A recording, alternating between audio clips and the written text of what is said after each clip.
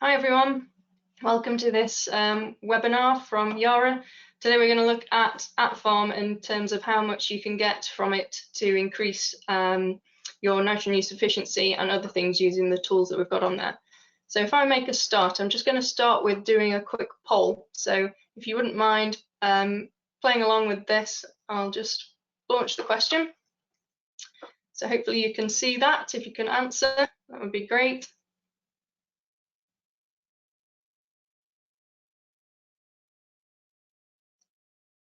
I'll just give that a bit of time. I can see some of the votes coming in. Just to note, I'll go through the answers to these at the end. So I'll do the poll now, but then I'll go through them at the end of the presentation.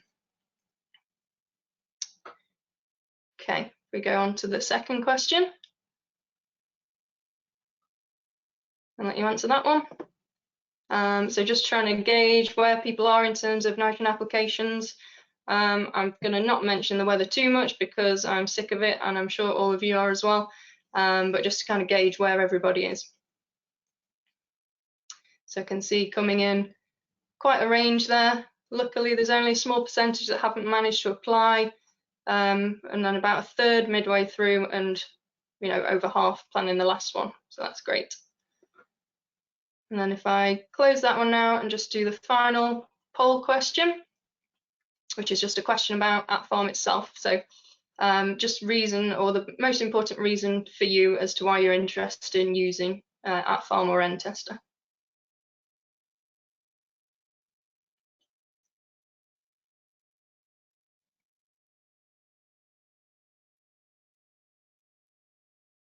So again, quite a good split on those actually. Yeah, we're getting some good responses in, so I shall give that a couple more seconds and then I'll close that. And as I mentioned, I'll go through the answers to those at the end so that we're all seeing what those results are. Great. So if we head through the presentation, in terms of what I'm going to cover, I'll do a brief overview of Atfarm because I can see from some of the answers to the first question there are some new users in there.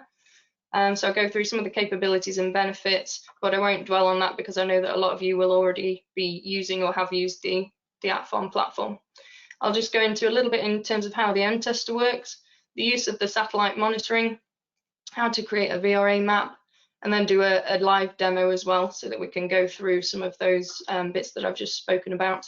And then at the end, there is an option for a Q&A session. So you'll see, hopefully, you've got excuse me, you've got an ability to answer or ask a question there. So if you do want to ask a question, make sure you type that in. Those questions will be collated throughout, and then I'll get through as many as I can at the end. So in terms of what is Atfarm, it uses that satellite technology, sensors, and of course the N-Tester as well. You can see some of those there in that picture. But what the USP of Atfarm is that decades of research that goes into it and the algorithm. So what we use is the N-Sense algorithm. Hopefully a lot of you will know that we have the tractor mounted N-sensor, and a lot of data has gone into that over the years, and we were able to use some of the technology from that to make this system more accurate, which I'll go into a little bit later on. And yeah, obviously the platform is all around nitrogen use efficiency and nutrition in general. We have got obviously the web-based platform, but also the mobile app. And I'll go through some of the functionalities of those two and where you need to use each one, but it's very much a case of using them two in conjunction. So in terms of the benefits of Atfarm, we can do crop nutrition plans. So the USP with that is the fact that we show the splitting and the timing of those applications. So rather than just give you, this is how much N, P, and K and S you need, for example, we will say, you need this much N at this particular timing growth stage, and follow it through like that. So slightly different maybe to some of the other options that are out there. Of course, with the N-Tester, we can look at in-season and in-field monitoring and adjust those nitrogen rates accordingly. So we can do that with the N-Tester, but also we've got the N-Photo analysis, which is already, the timing for that has already been and gone, but I can still explain a little bit in terms of what that is.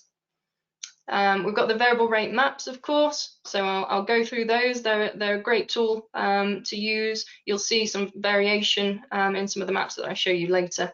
And then of course you can monitor the biomass as well with those satellite images. And again, there's a few map options there that I'll show you.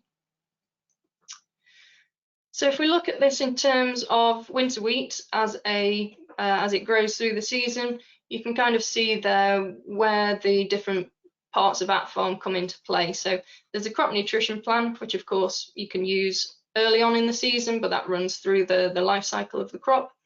We've got the photo analysis, which I mentioned before. So that's kind of used at early growth stages. Some of you might have known Imageit as an app that we used to have for oilseed rape. That is now within the Atfarm platform. So you can use it on oilseed, but you can also use it on cereals at this very early growth stage. So, you know, first application coming out of winter, see how much nitrogen your crop's taken up, and that can kind of give you a better estimate of what you should be putting on that first application, rather than just, you know, using guesswork. We've then got the end tester, of course, and you'll see it says BT. That just means Bluetooth. We did have some older iterations for some of you that might have those, but the newest version is the Bluetooth version, which links to the app within your smartphone.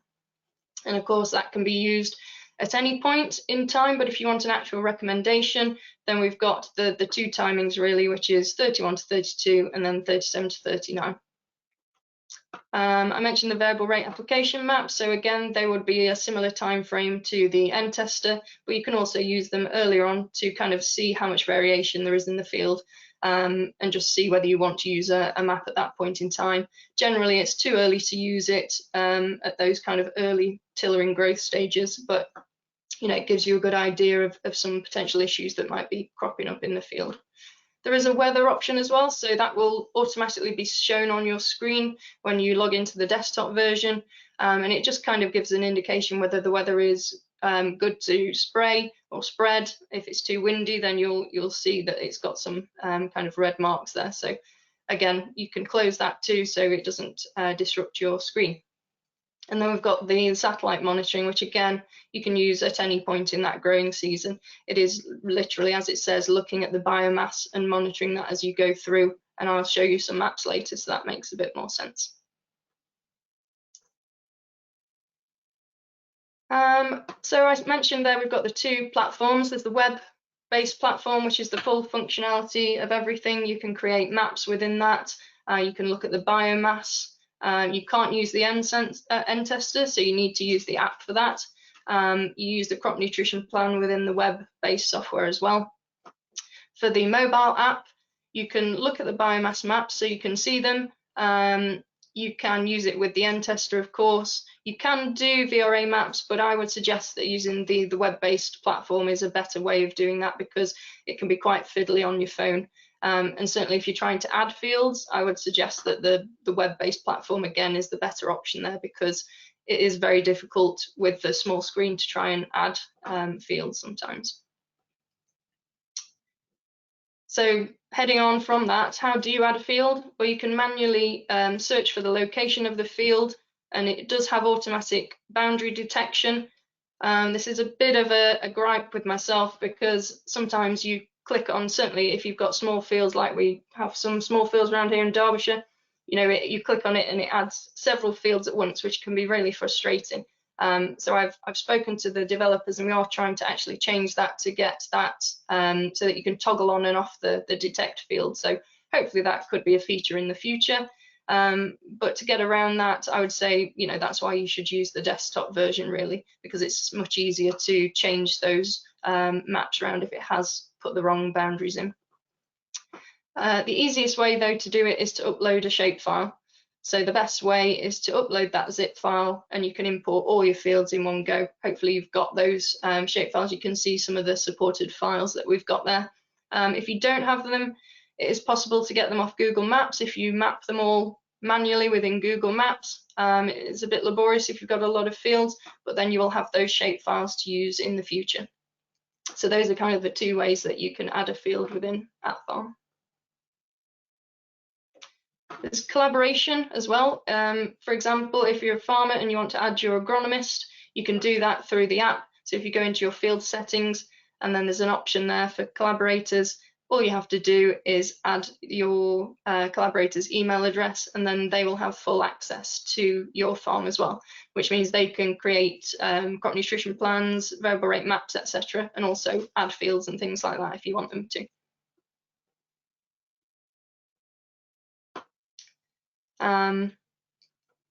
In terms of, hopefully my screen is catching up with me.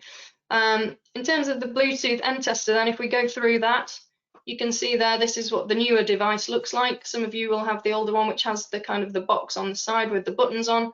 So we don't have any of that anymore because that's now linked to the smartphone, which has all the kind of technology side of things within it. But you'll see this part of the end tester at the front is very much the same as the old one. So we've got that lens there. And what we're doing is putting a leaf across that lens and then looking at the amount of light that is reflected through that leaf. And why are we doing that? I'll show you in a second, but there's a direct correlation there to how much chlorophyll is in the leaf and how much nitrogen that means the crop has. But we need to show the light through that lens to be able to know that in the first place. You've got the lights on the top, which will indicate whether you've taken the reading or not. You'll see they'll flash green if it's a successful reading. If you, for some reason, not quite caught the leaf within the lens properly, it will flash red. So quite a nice visual indication of how the end tester readings are going. One thing I would say is be careful where you put your thumb. Make sure you don't put it on the on-off button because you can accidentally turn it off as you're using it. So make sure that you're pinching the device further up. And then obviously we've got the battery compartment as well. So I mentioned earlier in terms of growth stages that we want to use these at. And again, it's that 30 to 32. And it does say higher here in terms of later growth stages. But if you want the recommendations, then we're looking at that kind of 31 to 32 and then 37 to 39. You can monitor it all the way through. You know, it's not going to stop you being able to take a reading at any point in time if the leaf is big enough. But you won't necessarily get a correct recommendation if you're outside of those growth stages.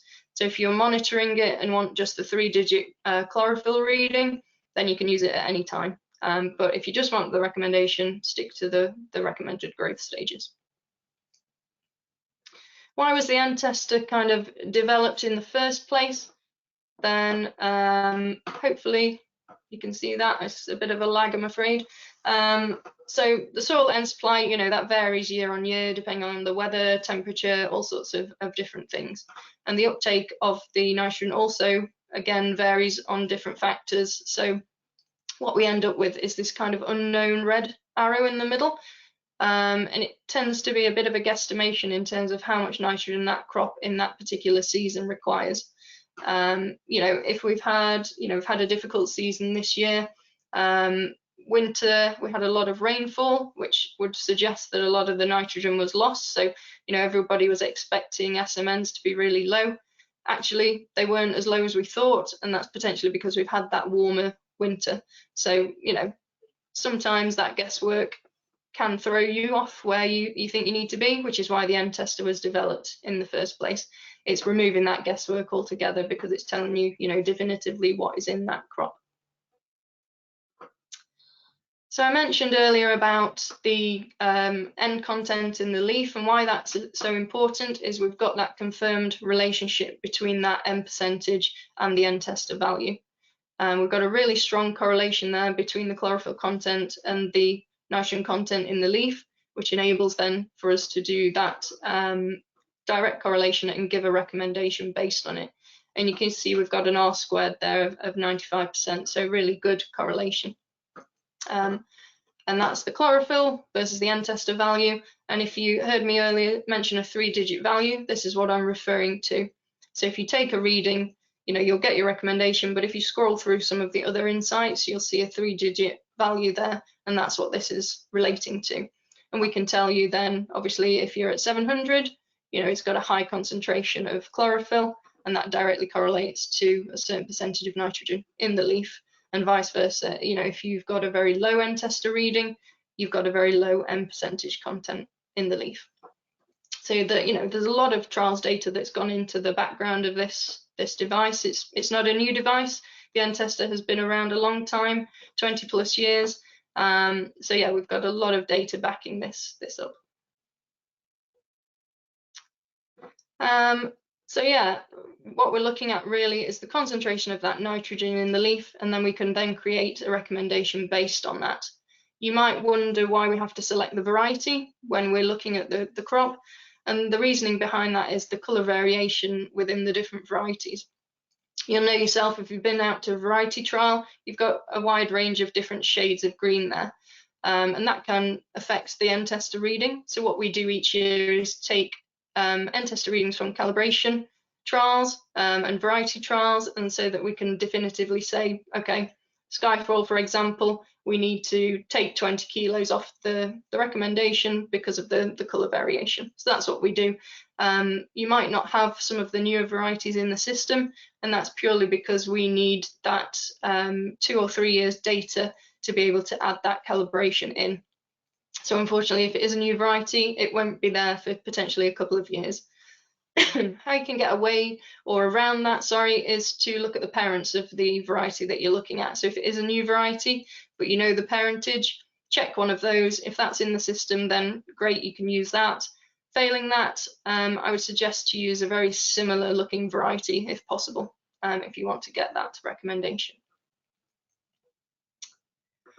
So in terms of the end tester benefits, you can see them there. You've got that instant field specific recommendation. We're increasing the nitrogen use efficiency greatly. In some of the trials that we've done, we've gone from say 50% NUE up to 70–80%. So you know, it's a really good tool for taking the guesswork out of that final application.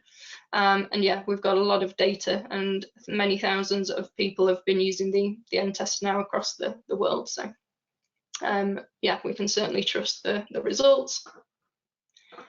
When it comes to actually taking a measurement, there are some things that you need to pay attention to. Obviously, the growth stages that I mentioned earlier.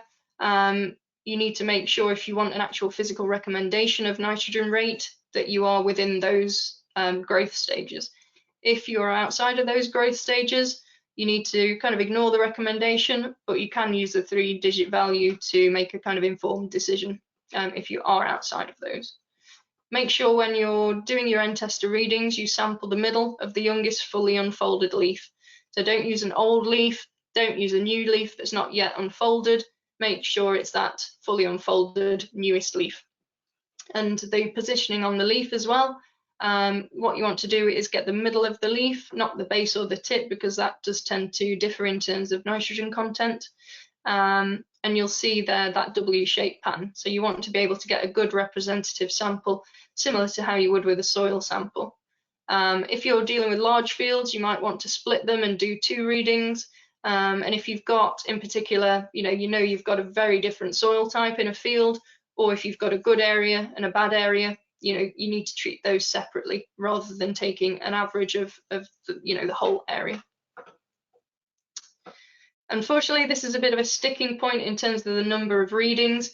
You do need to take 30 readings still.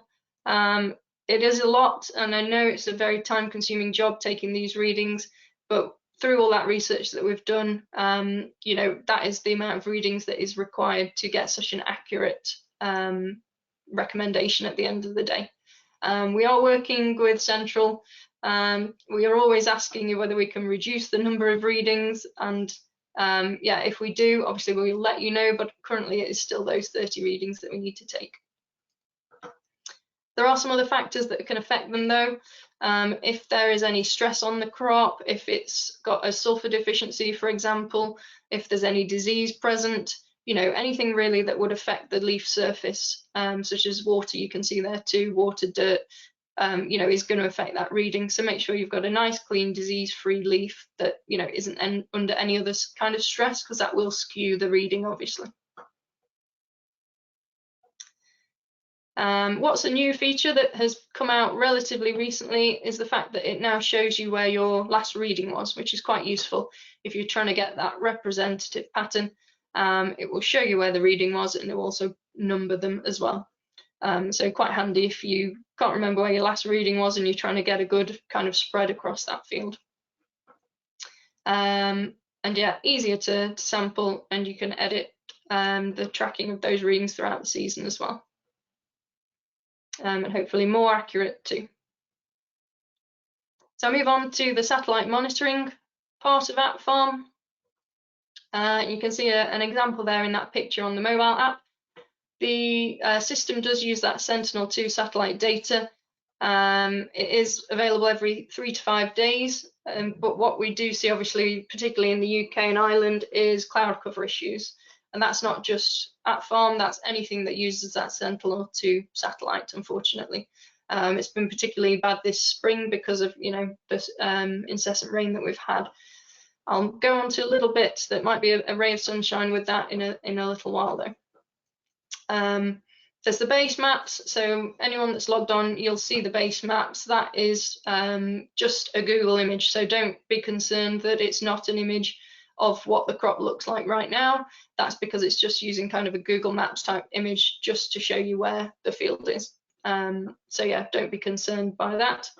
And then once you've mapped your field, you'll see the 3 different types of maps that I mentioned earlier. So there's the NDVI map, which is kind of the 0 to 9 scale of different colours. It kind of saturates out at a certain growth stage. So if you're going to use the NDVI map, you need to use that early on in the growth cycle of the crop. There's the optimized map. This is where I mentioned earlier about using the N-sensor technology. So this optimized map actually has, you can see in that picture there, 27 different colours within it. So we've gone from a scale of 9 colours to 27. So obviously with that, you get a much more accurate and higher level of variation coming through, as you can see in that map there. A newish map as well that we've got is the N-uptake map. So that's relatively new, and it basically, as the name suggests, it shows you an estimate of how much nitrogen that crop has taken up based on the colour and the biomass from those satellite images. This is the NDVI then, so you can see, you know, NDVI, hopefully everybody's used to looking at these kind of maps. You know, you can see a level of variation that you might not be able to pick up with the eye, but you can see, you know, it saturates out at a certain point, which, you know, it doesn't make it very useful at the end of the day. So again, only use it for those early growth stages and that first application, just kind of as an indicator to see, you know, what rate you should be going on at. What we want to see, so if I just go back again, sorry, just bear in mind these are on the same date, same field throughout these maps. So 25th of April, 29th of April. You can see on this, when we've got the optimized maps, there's a much larger level of variation there, which is depicted in those color differences. So if you remember the NDVI, you know, it was showing a bit of variation, but not loads. And then when we compare it to these, you know, you've got a much higher level of variation there. You can see, you can use this at any point in the growth cycle as well. So it's not just for early growth stages, you can use it all the way through. And yeah, it's a really good tool, just a quick visual aid in terms of how's that field doing, why is that a problem area, for example, you might not have seen if you've not been to the field itself. So yeah, really good visual representation. And as I mentioned, it's that N-sensor technology that's within it. And yeah, free of saturation, so much better than the NDVI map alone. If we move to the final map, which is the N-uptake map, you can see there that, as I mentioned, you've got another colour range of N-uptake within that field, and it also gives you the average N-uptake as well. This can be useful, again, for that early application, just to kind of judge how much nitrogen has the crop taken up. And, you know, this is available again throughout the season, so you can see how, you know, things progress through the year too. Variable rate application maps. As I mentioned earlier, these are using those optimized maps. So the ones that we've got with the high level of variation is what we're using to create these variable rate application maps. The resolution is that 20 by 20 meters squared. And you can see the different colored dots there denotes the difference in the levels of nitrogen within the crop. And I'll go through this in a bit more depth when we have a look at the live demo. Again, this is kind of for your second and third timings, for example, if you're talking winter wheat. and you can also use it kind of for the protein application as well if you want to. Within this, it's highly editable as well. You can kind of see there, but again, I'll show you in the live demo that you can adjust the rates to. So it's not, you know, if you know there's a particular area that you don't agree with the map, you can go in and change that manually too. And there's a couple of different strategies. When you see the maps, you can either go for a leveling strategy to boost areas of low biomass, or you can go with the kind of protein boosting application, which will put more on those higher biomass areas. So there is that ability too. And I'll explain the raster and the zone maps once I show you, because it's much easier there. The mobile app, you can kind of look at these maps and create them, but you can't edit them or export those files. So again, I would use the desktop version if you're going to create the maps, really, because it is the best option. So in terms of some of the benefits there for the variable rate maps, what we kind of see with variable rate nitrogen applications in particular is you're increasing the yield because you've got that nice homogeneous field.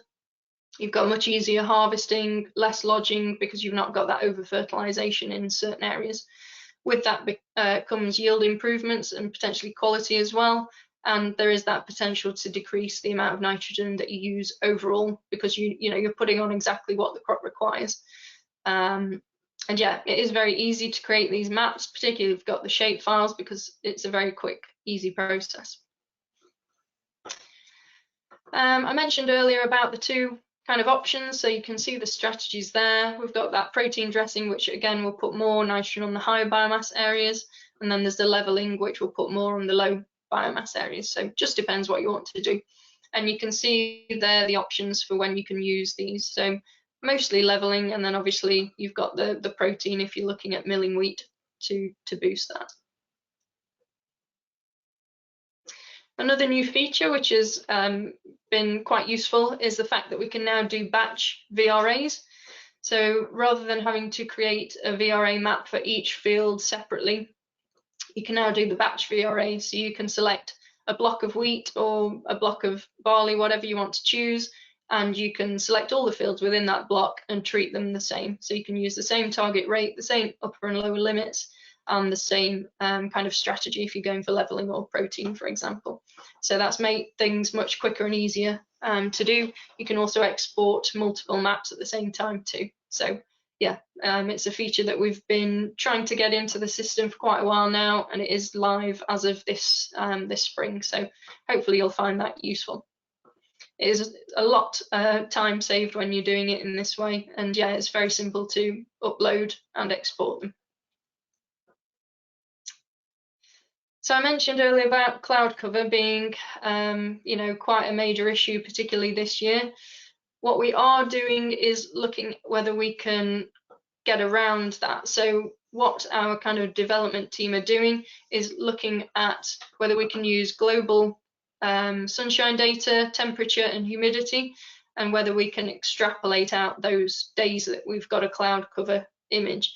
So what it'll do is use the last cloud-free image and then use this data that I've just mentioned to extrapolate that out to try and make an informed guess in terms of where that crop will be. It won't be available this season, unfortunately, and at the moment we will, focus on winter cereals to start off with, and I can't tell you when it'll be available because it is that new. They've only just started working on this, so this is a European-wide kind of project that we're working on. But it'd be fantastic if we can start to remove some of that cloud cover, because it has been a real issue. And particularly for UK and Ireland, we do have a lot of cloud over here. So yeah, it'd be great if we can get this up and running for next season. But yeah, there's a lot of work that needs to go in to check that the accuracy is correct, obviously, before we'll even look at releasing that. But maybe keep your eyes peeled for that one. So hopefully this works. If I do an Atfarm demo, I must apologise for my internet connection. It is particularly poor here in rural Derbyshire, but hopefully you can see that coming through. So you can see your dashboard. So if you're an advisor, you'll see your clients, and you're not limited to how many clients you can have on there. If you go through to one of the farms, you can see that client has 3 different farms, and within that farm you'll have your field. So if I go to the farm, there you'll see all your fields that you've added there. I won't go through adding a field because we've got various different videos that will show you how to do that, which you can find on YouTube, and we've got the links to those as well. So if you do want to learn the basics of Atfarm, we've got those instructional videos on YouTube. But I did want to show you a few things. So if we just select a field somewhere so that we can have a look at some of these maps that I mentioned to you. So you can see here, this is the weather that I mentioned. So it gives you kind of an indication whether it's too windy to spray or too windy to spread as well. So quite good, and tells you some of the other information, but you can minimize that if you want. So this is the map that I was mentioning earlier. And you can see there's a good level of variation here on this particular map. So we've got some areas that have got low growth, and then some areas that have got higher growth there. So quite an easy visual representation of that field. You'll see, you'll probably know if this is your field why there's an issue there, potentially waterlogging, etc., has caused those areas of low growth. So good, just as an overview of what's going on in that field. If you want to get a recommendation, all you do is click get recommendation down here, and then you can see we've got various options. So there's the nutrition plan, which of course it's a bit pointless showing you that now. It's not the right time to do that nutrition plan, but there is the option there. The end photo analysis, which again I mentioned is earlier on in the season.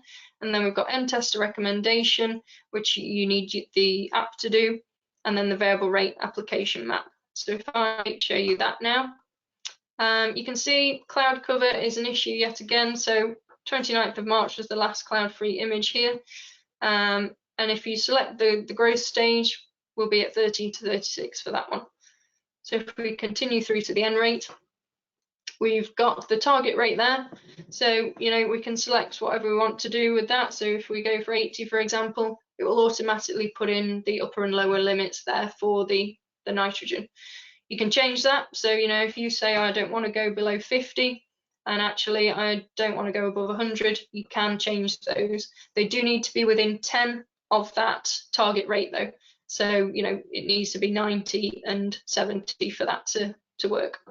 What I would say is leave those limits as open as you feel comfortable with. The more range it's got for variation, obviously the better it will make in terms of the map for the variability there. So don't leave it too narrow, because there's no point in doing the variability map in that case. You'll then want to select your fertilizer. So of course there's all the Yara products there that are listed by the name. If you scroll down, you can see more products there, some of the liquid grades, and if you scroll down, there is the option for other fertilizers. So if you want to add in another brand and the nitrogen percentage, that's all you need to know, and you can put that in there. But if we go and choose Axan, it will automatically then populate the percentage of nitrogen that's in that product. And then if we go to create the VRA map,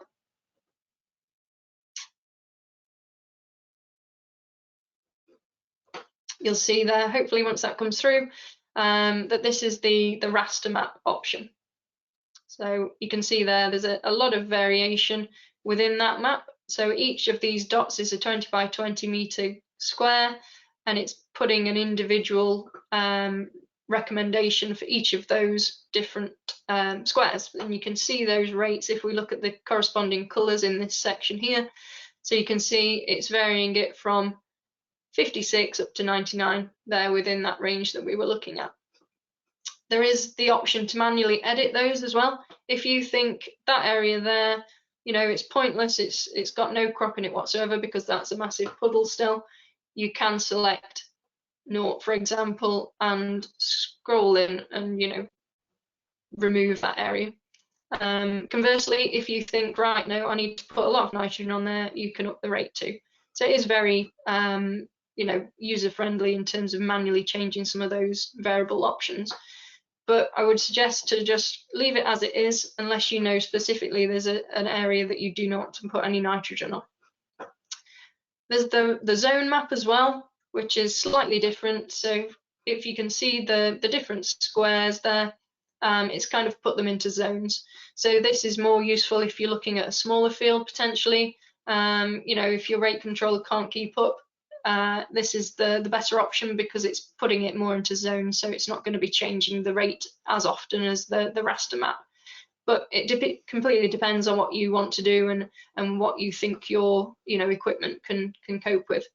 The raster map is obviously the most accurate, but the zonal map is more practical in some cases, like I say, if you've got small fields, for example. So once you're happy with that, you can continue to export, and you'll see it'll change the colors of the map in a different key along the bottom here. And that's looking at the amount of product this time, because it knows that you've got AXAN in this case, so it's changed that into rates of product. So you see, on average, we're looking for that 8 kilos target rate.